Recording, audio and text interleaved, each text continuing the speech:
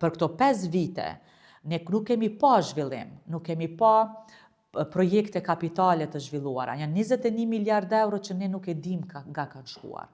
Në më thënë, asë një projekt kapitali realizuar, asë një gjë për ngritjen e cilësisë së jetës e qytetarëve, apo ndikimin në mirëqenjen e qytetarëve. Shumë fjalë, shumë premtime, shumë ambicje, por jo realizim, jo diçka konkrete.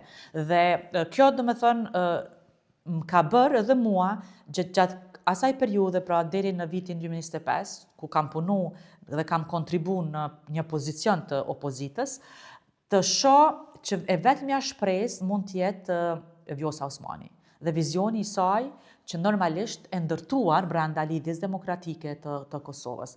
Dhe unë e kam pa këtë bashkimin, rikthimin e saj në lidhjen demokratike të Kosovës dhe kam pas shumë pak shpresa që do të përkrahet më tutje ky koalicion në mes të Partisë Guxo edhe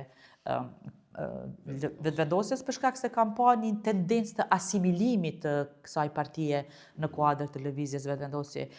Thuaj e kundërta që ne kemi një qendër të gjatë në koalicion, mirë po kur nuk ka pas veprim konkret ose mundësi për të dhënë një mendim më ndryshe se sa ajo që mendohej aty.